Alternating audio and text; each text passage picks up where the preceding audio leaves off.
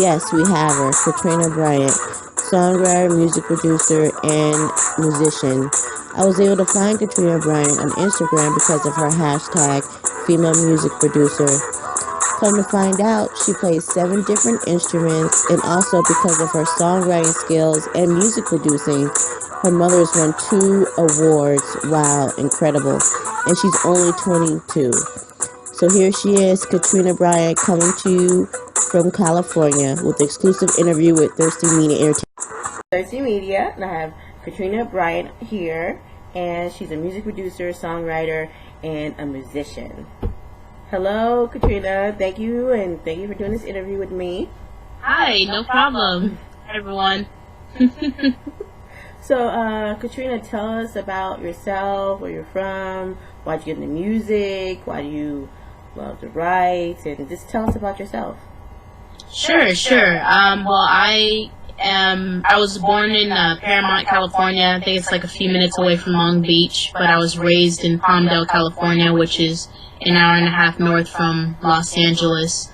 And I first realized that I wanted to get into music. I think my mom had said when she was singing to me when I was in her stomach, I was just, I would kick every time she would, play any sort of music or whatever. And when I was 2 years old, I could recite this song by the Stylistics like the back of my hand. I knew it, and she used to have to hide the microphone from me, but I was 2 years old when I started to sing. And from there, I want to say at the age of 6, I acquired an interest to want to learn how to play the piano, because my grandfather used to play the piano. I would see him sit at the organ that he owned, and I used to sit on his lap, and he used to just, stomp away and just play. And so I guess that really right there opened up some doors of my, curiosity to want to learn how to play instruments. And when I was in the 5th grade, I had asked my dad had actually approached me with the idea of joining the school band. And he gave me an option. I really wanted to play the saxophone, but I was too small at the time to be able to carry it. So he said either the flute or the clarinet, and I chose the flute, which I've stuck with now. And he told me, once you choose this, there's no going back. You have to play this all the way to college. And so I did, and I stuck with it. And then after learning how to play the flute, I went on to learn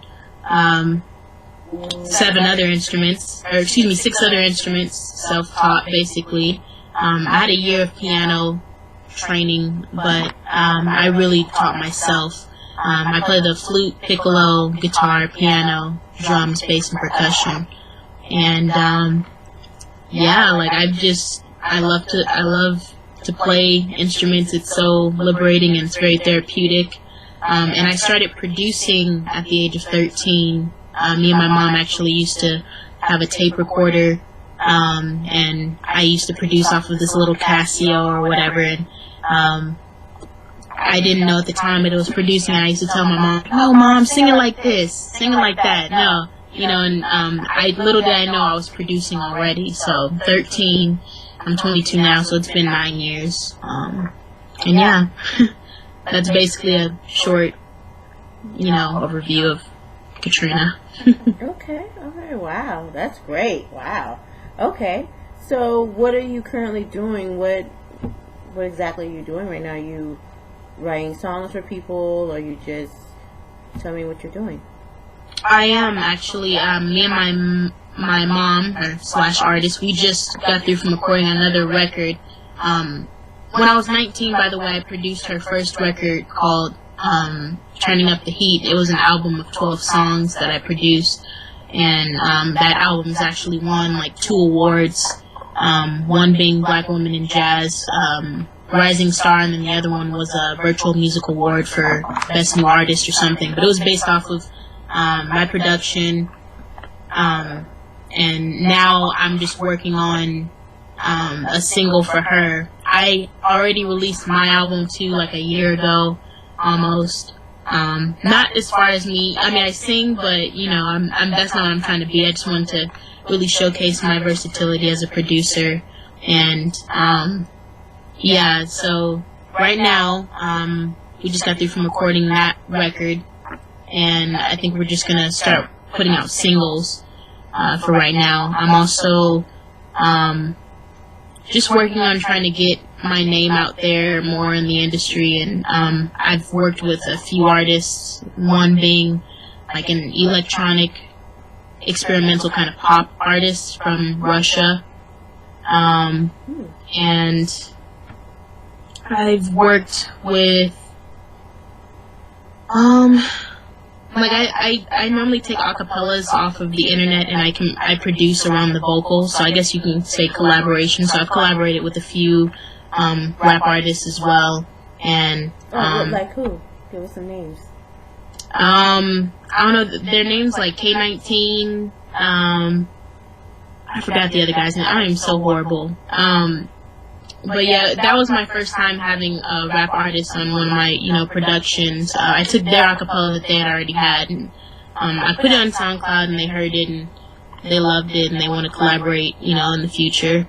And I'm always collaborating with people. I met some people yesterday who actually want to start collaborating. They're ghostwriters, and we're going to start pitching music to pop artists and stuff like that. So we'll see what's going on. Okay, all right. So how do you feel about, I know people are still talking about the whole ghostwriter thing with Drake and Meek. How did you feel about that? Did you feel any kind of way, since you are a songwriter, did you feel any kind of way about that? To be honest, I didn't even really get into deep with that situation. I didn't even really know what that whole argument was about.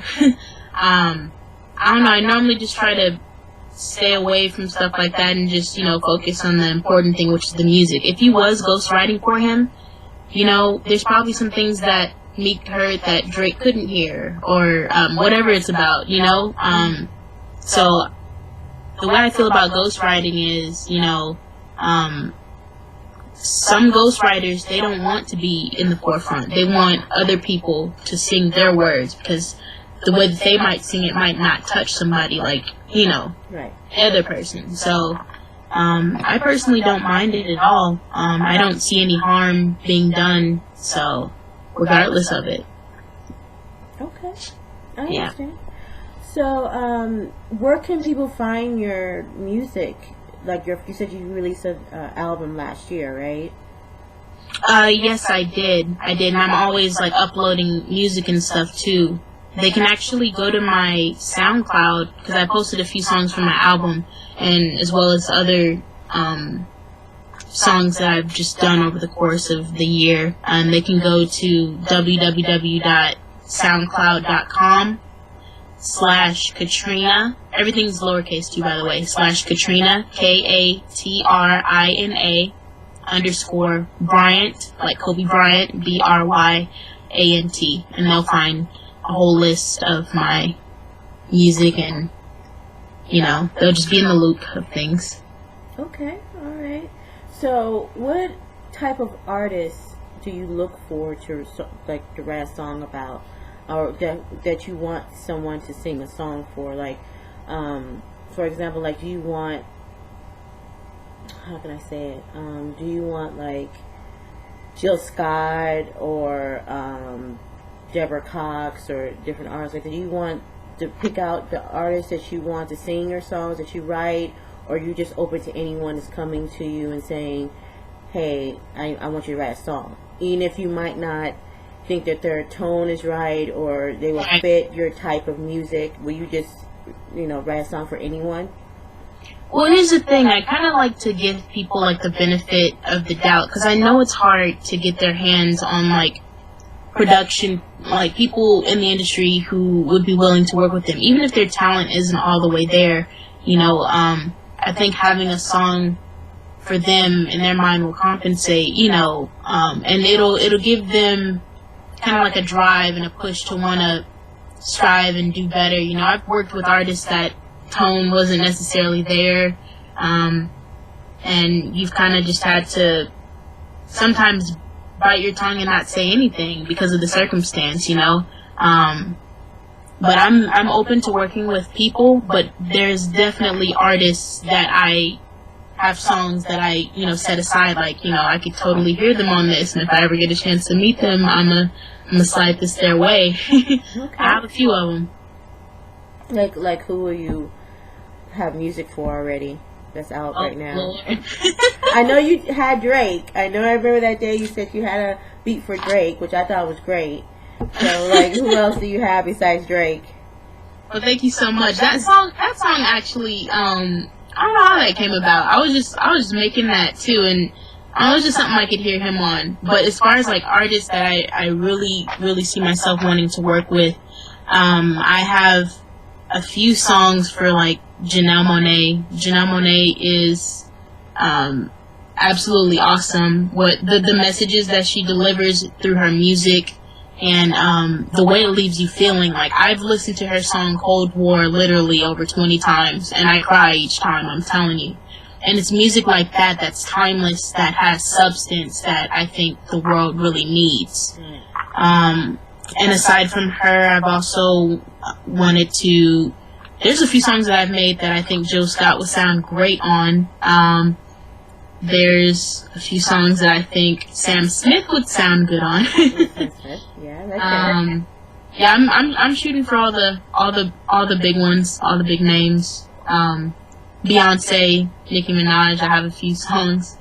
So I've been told at least a few of my songs I should pitch to them, but it's just, I'm just posting songs on my SoundCloud because I don't know any other way. I'm just really, I'm guessing here, but yeah. Okay, alright. So where can people follow you at on social media besides just Instagram and SoundCloud? What about your Twitter, Facebook? My Twitter is actually KissyBoo93. The name I came up with when I was 10, so please forgive me, but it's KISSYBOO 93. And my Facebook is just my name, Katrina Bryant. There's an apostrophe after the A though, so it's KA'TRINA, and then Bryant. It's not the same on my SoundCloud though. My SoundCloud, I don't have a apostrophe after my name. Okay. Alright. Yeah. So is there anything else you want to add to the interview that you want to let people know about your work, what you're trying to accomplish, and the goals that you're trying to reach?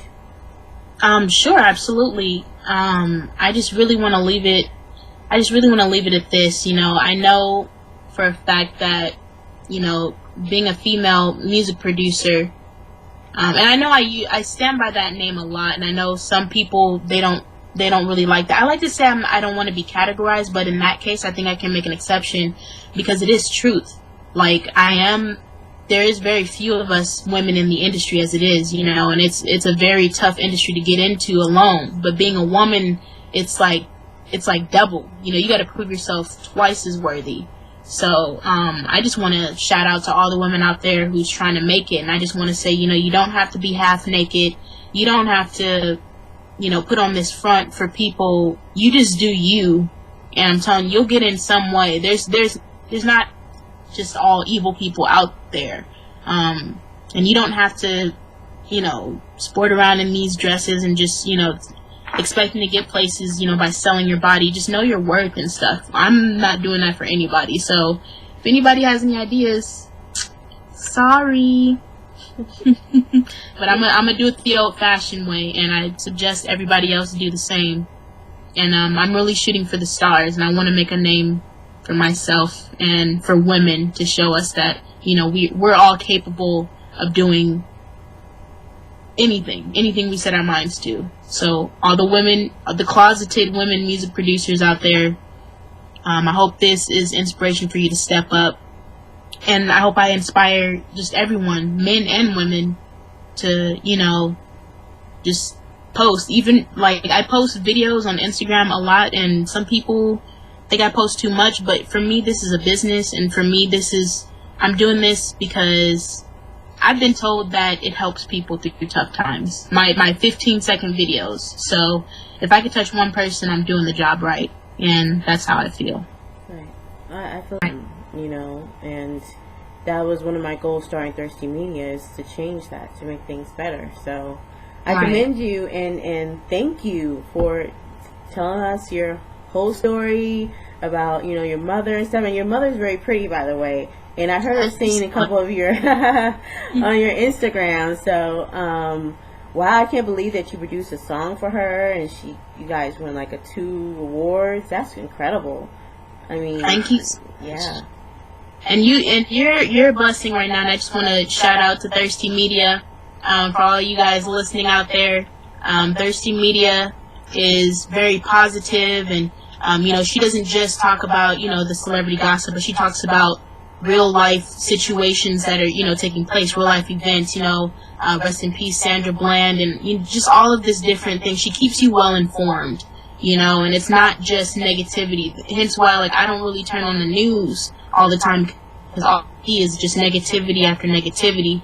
And that's one thing that I really personally enjoy about Thirsty Media, is that she mixes it up. It's not nothing just, you know, degrading or just negative. It's a mixture of both, and there's a fine line, there's a fine balance, and I really want to commend you on that.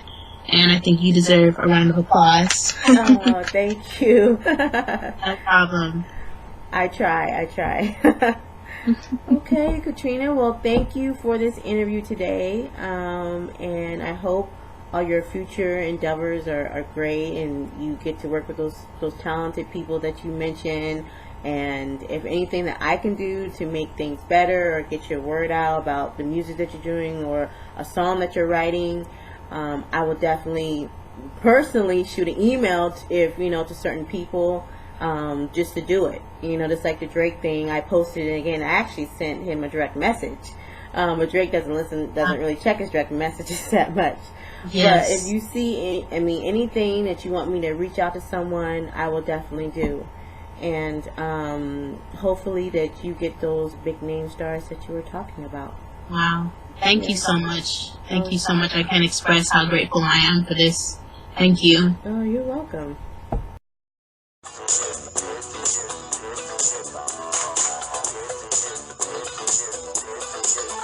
This concludes our interview with Katrina Bryant. If you want to know more information about Katrina, please look below for her social media contact and SoundCloud music information. Thank you again for watching and listening to Thirsty Media Entertainment exclusive interview. Follow us on social media, Instagram, Facebook, and Twitter, and please subscribe. Thanks again.